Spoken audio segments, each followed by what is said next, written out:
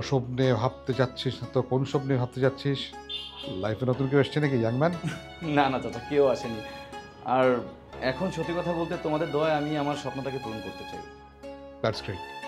স্বপ্ন পূরণে কখনো কোনো খাদ রাখবি না, নাহলে কিন্তু আমার মতো অবস্থা হবে। বুঝলাম না। এই যেমন ধর আমি কি স্বপ্ন দেখেছিলাম, বিদেশে গিয়ে সেটেল হব, তারপর পিতৃতুল্য বড় ভাইকে ভুলে গেলাম, কোনো যোগাযোগ রাখলাম না। তারপর দেখতে পেলাম কি দেখতে পেলে? আমি আসলে জীবনে কিছুই পাইনি। যেখান থেকে শুরু করেছিলাম সেখানে এসে আবার পৌঁছে গেছি। চাচা, তুমি অনেক ভালো মনের একটা মানুষ। সকাল সকাল তেল দিস না, অ্যাসিডিটি ঝামেলা হবে। না না চাচা, তেল দিচ্ছি না। তুমি সত্যিই খুব ভালো একজন মানুষ, একদম আমার বাবার মতো। সেটা হওয়া সম্ভব না। আমার ভাইজান মানে তোর বাবা শামসুর রহমান, পৃথিবীতে এক পিস। চলো। চল চল চল।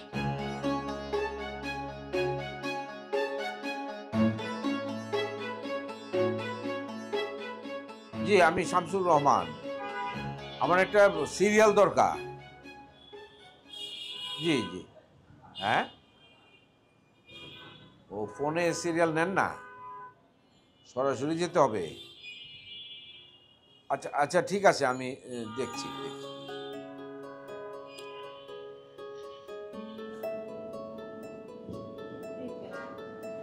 ডাক্তারকে ফোন করেছিলে? হ্যাঁ, ফোন করলাম তো। ওরা তো বলছে যে ওরা এখন ফোনে আর সিরিয়াল নেয় না। মা কি বলে, ফোনে সিরিয়াল নেয় না? তো ওখানে গিয়ে সিরিয়াল দিতে গেলে তো অনেক সময় লাগবে, আবার সিরিয়ালে বসে থাকতে হবে। হ্যাঁ, সারা দিনই চলে যাবে। কোনো সমস্যা নেই, চলো আমরা এখনই বেরিয়ে পড়ি। এখন বেরোলে তো তোমার মানে রাস্তায় অনেক জ্যাম, এখন আর না গেলাম। এটা কোনো কথা? তোমার শরীরটা খারাপ, তুমি কালকে সারা রাত ঘুমাওনি, মানে তুমি ছটফট করেছো, তোমার বুকের মধ্যে ব্যথা করেছে, মানে তোমার গলা শুকিয়ে গেছে, তোমার ডাক্তার দেখাতে হবে না?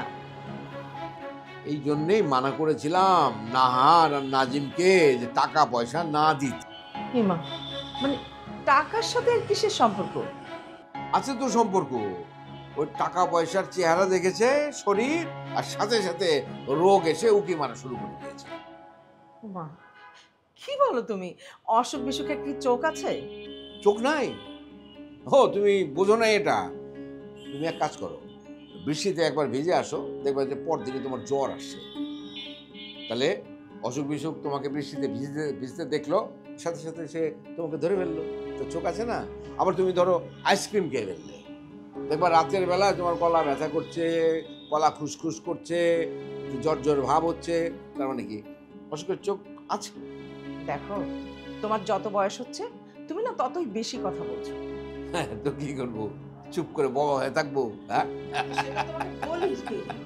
চলো না এখন চলো যাই। না আজকে আর যাবো না, আজকে যাওয়ার দরকার নাই। ঠিক আছে, যেও না, তুমি বসে থাকো, ঠিক আছে?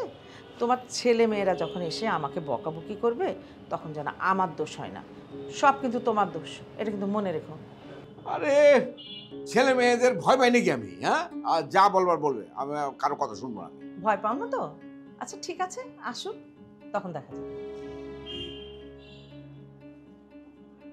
এ লতিফা, আর শোনো শোনো শোনো, আর জাহিদ ফোন করলে ওকে বলে দিও যে আমি ফোন করেছিলাম, ডাক্তার সাহেব আজকে বসবেন না, উনি নিজেই নাকি অসুস্থ। কি বললাম আমি, বুঝতে পারছো তুমি? এই কথাটাই জাহিদকে বলবা কিন্তু।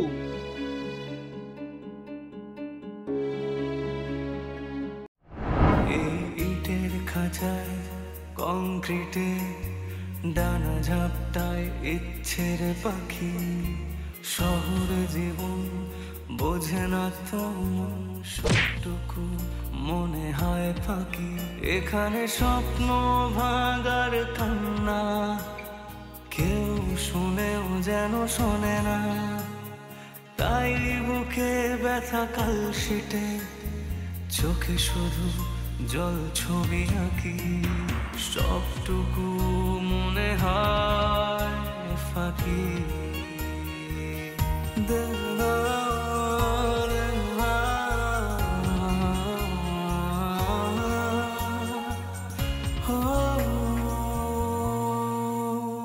ভোরের স্বপ্ন ঢাকে ধোঁয়া কুয়াশা, চোখের তারায় নামেরা মনে নিরাশা। এখানে আহত প্রাণের কান্না, জানি ব্যস্ত জীবন খোঁজে না, তাই ভিড়ের মাঝেই একা মন এভাবে একা বেঁচে থাকি। সবটুকু মনে হয় ফাঁকি।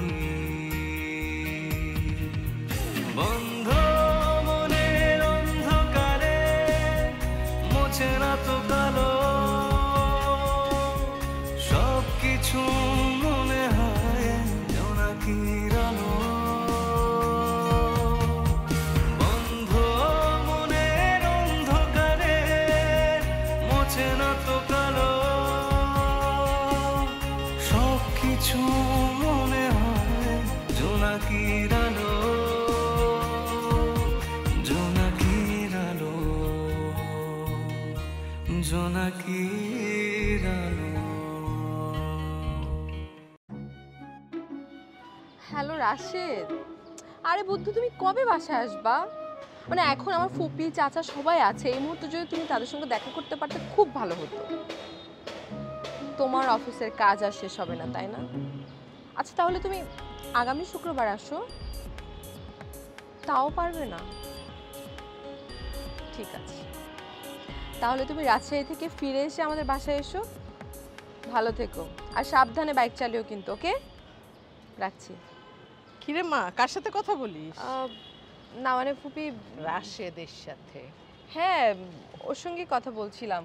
ওর অফিসে যাতায়াত করতে খুব অসুবিধা হয় তো, তাই একটা বাইক কিনেছে, আর সেটা নিয়ে নাকি আবার শুক্রবারে সে রাজশাহী যাবে। ওমা, এত দূর বাইকে? হ্যাঁ ফুপি, ওর খুব শখ বাইক নিয়েও লং ড্রাইভ দিবে। আচ্ছা শোন, ও কবে দেখা করতে আসবে আমাদের সাথে? এখন তো নাজিম আসছে, এখন আসলে ভালো হতো না? ফুপি আমিও বলেছি, আসলে ও তো পাগল একটু, যখন যা বোঝে তা নিয়ে মাথাটা নষ্ট করে ফেলে। পাগল না রে মা, ভালো ছেলে। ভালো ছেলে? তুমি কি করে বুঝলে? ছেলেটা তোকে অনেক ভালোবাসে। আবার দেখ, যখন তুই বললি যে তুই ওর সাথে কোনো সম্পর্ক রাখতে পারবি না, বিয়ে করতে পারবি না, তখন ও কি কোনো সিন ক্রিয়েট করেছে? এই বাসায় এসে কোনো বেয়াদবি করেছে বল? ওর কি বাসায় আসার সেই সাহস আছে বলো ফুপি? কিন্তু তারপর এখন তো বাসায় আসা উচিত। হ্যাঁ উচিত। ফুপি তোমাকে একটা কথা বলি। হ্যাঁ বল না, এত অনুমতির কি আছে? বাবা ফর্মালিটি। ফুপি তুমি সিনথিকে একটা কল দিয়ে কথা বলবে ওর সঙ্গে। মানে সিনথি আমাকে বলতে বলেনি, আমি নিজে থেকে বললাম। মানে তোমাকে দেখে আমার মনে হচ্ছিল তুমি ভেতরে ভেতরে অনেক কষ্ট পাচ্ছ।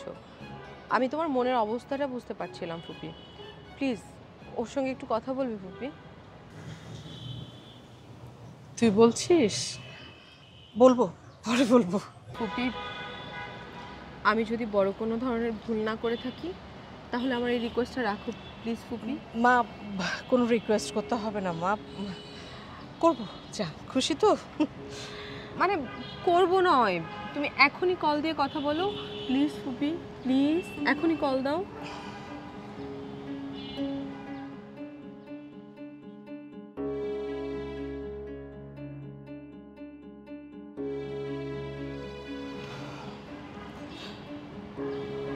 হ্যালো সিনথি, কেমন আছিস মা?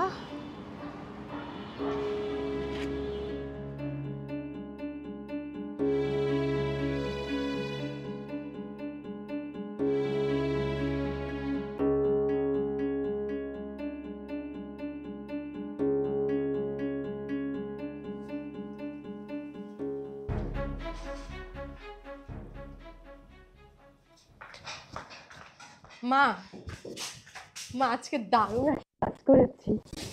দারুণ কাজ করেছিস? কি কাজ?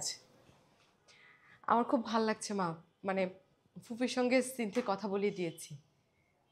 আসলে তো সত্যি তুই দারুণ একটা কাজ করেছিস, খুব ভালো হয়েছে। হ্যাঁ মা, ফুপিকে দেখে আমার খুব খারাপ লাগছিল, সাহস করে ফুপিকে বলেই ফেলেছি। না কি বললো? কি বলবে, সিনথির সঙ্গে কথা বলেছে অনেক অনুরোধ করার পর। খুব ভালো হয়েছে, খুব ভালো হয়েছে। আর মা কতদিন সন্তানের সাথে কথা না বলে থাকতে পারে বল? হাজারো সন্তান তো, তাই না? আচ্ছা মা, একটা কথা বলি তোমাকে। বল না। ধরো আমি সিনথির মতো কাজ করলাম, তুমি আমার সাথে কত বছর পর কথা বলবে? আরে কি আশ্চর্য, মানে এরকম সিচুয়েশনে কি আমি পড়েছি, আমি কি করে বলবো? এমনি বলো না, আন্দাজে বলো কতদিন পরে কথা বলবে আমার সাথে। 1 বছর। 1 বছর তুমি আমার সাথে কথা না বলে থাকবা মা? না, এটা মনে হয় একটু বেশি বলে ফেলছি। তাহলে 6 মাস। 6 মাস তোমার সঙ্গে কথা না বলে কিভাবে থাকবে? আচ্ছা ঠিক আছে, তুই বল না, মানে তোর সাথে কথা না বলে থাকার কতদিন পারমিশন দিবি আমাকে? একদিনও পারমিশন দেব না, আমি তোমার সাথে কথা না বলে থাকতে পারবো না। আচ্ছা ঠিক আছে, তোকে একদিনও কথা না বলে রাশিকে একদিন আসতে বল না বাসায়, দিয়ে তোকে টাকা করে ফেলি। হ্যাঁ, আমিও চাই চাচা ফুপির আমার বিয়েতে থাকবে। হ্যাঁ, ওরা থাকতে থাকতে তোর বিয়েটা হয়ে যাবে, ভালো। হ্যাঁ, রাশিদকে আসতে বলবো, কিন্তু রাশিদ রাজশাহীতে যাবে একটা কাজে, তারপর এসে আমাদের বাসায় আসবে তোমার সঙ্গে দেখা করতে। ও তাই, তাহলে তো খুবই ভালো হয়। হ্যাঁ ঠিক আছে।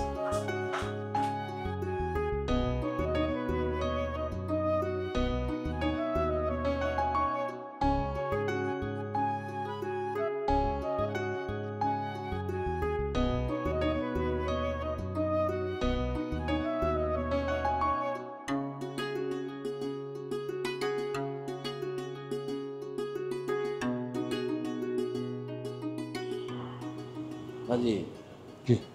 তুই যে কানাডায় থাকিস, ওখানে তো লোক সংখ্যা খুবই কম না রে? হ্যাঁ, এমনও তো আছে যে তোর জায়গার পর জায়গা ফাঁকা, কোনো মানুষ নেই। কানাডা সম্পর্কে আমার বিস্তর পড়াশোনা আছে, মানে তুই চলে যাওয়ার পর পড়াশোনা করছি।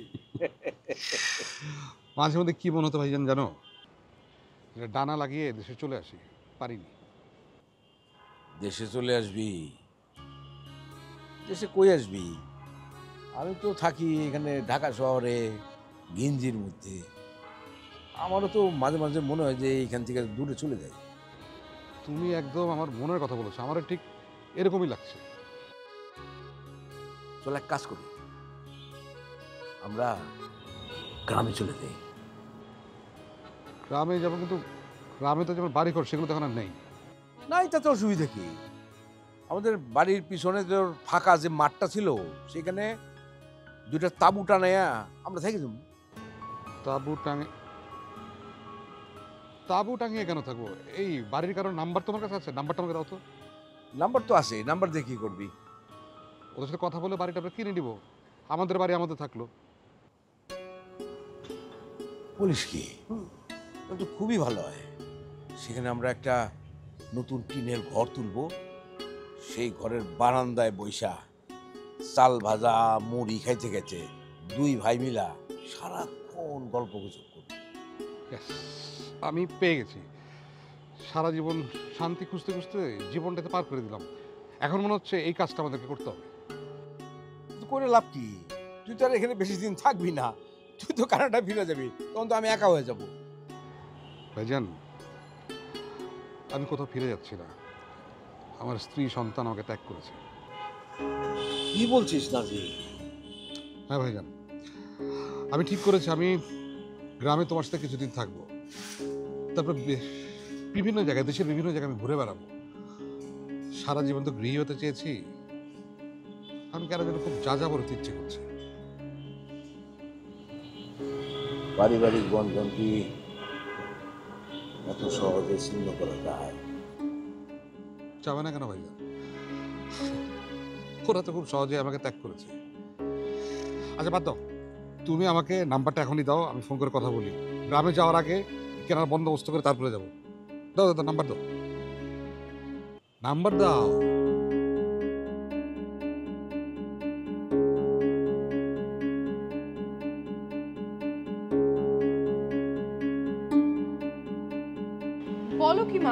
গ্রামে যাবে মানে? হ্যাঁ চলে যাবে। তোর চাচা নাকি গ্রামের পুরনো ঘর বাড়ি সব কিনে ফেলবে। বাহ, তাহলে তো খুবই ভালো। আমরা তাহলে মাঝে মাঝে গ্রামে যেতে পারবো। ভালো হবে মানে? তোর মাথা কি খারাপ হয়ে গেছে নাকি? তোরা জাহিদের একটা ভবিষ্যৎ আছে না? আরে মা, ভবিষ্যৎ আছে সেটা তো থাকবেই। তো বাবা চাচা যেহেতু যেতে চায়, যাক না। আরে কি আশ্চর্য, তোর বাবার শরীর খারাপ না? মানে তোর বাবা চাচা ওখানে একা থাকতে পারবে? তুমিও চলে যাবে? বাহ, কি সুন্দর করে বললি যে তুমিও চলে যাবে। বুঝিস না কেন? মানে তোদের দুজনকে রেখে তো আমি একা একা ঘুমাতেও পারবো না রাতে। যদি ঘুম না হয় রাতে, তাহলে চেয়ে থাকবে তুমি, অসুবিধা কোথায়? দেখ জুথি, একদম ফাজলামি করিস না তো। তুই তো বাবাকে বলবি তুই গ্রামে যেতে চাস না। মানে পরে দেখা যাবে গ্রামে গিয়ে থাকবো কি না থাকবো, মাঝে মাঝে গেলাম, তাই না? সরি মা, আমি বাবাকে এ ব্যাপারে কিছুই বলতে পারবো না, কারণ আমার আইডিয়াটা অনেক বেশি পছন্দ হয়েছে। ঠিক আছে, তোকে কিচ্ছু বলতে হবে না, যা বলার আমিই বলবো। আচ্ছা, বাবা তো খুব শুনবে। শুনবে না? শুনবে, তার ঘাড়ে শুনবে। ঠিক আছে, ওয়েলকাম। এই ঘাড়কে শোনাতে গিয়ে বাবার ধমক খেয়ে আবার কান্নাকাটি জুড়ে দিও না, লক্ষ্মী। মায়ের কি সব পাগল হয়ে গেল নাকি? গ্রামে যেতে চাইতেছে, আমার তো ভালো লাগতেছে না বিষয়টা। পড়াশোনা কি হবে?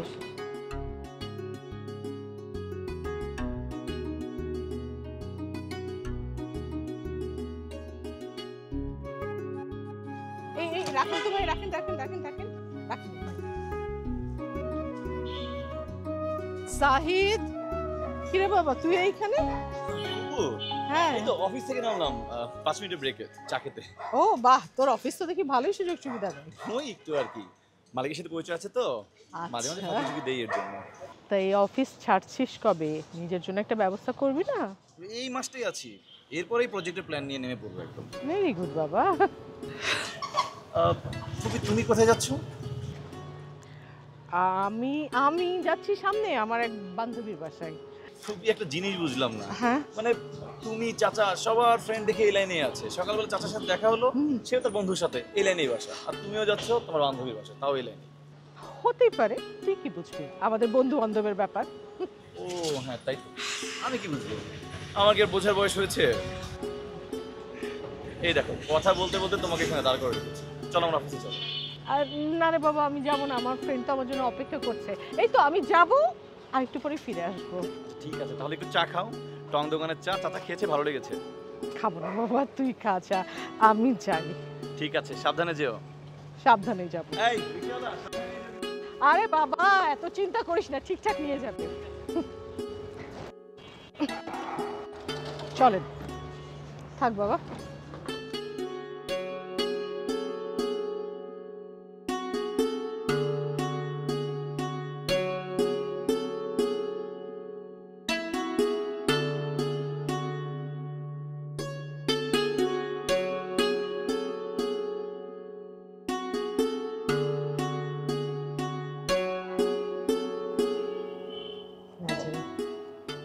থ্যাংক ইউ ভাবি।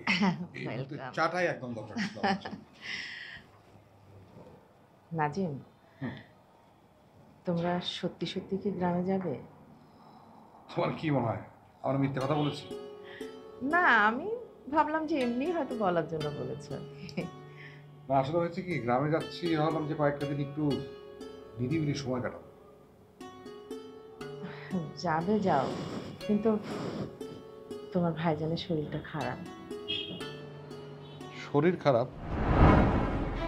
আচ্ছা ওই ছেলেটার কি যেন নাম, রাসেল, ওকে একদিন বল বাসায় আসতে, আড্ডা দেই।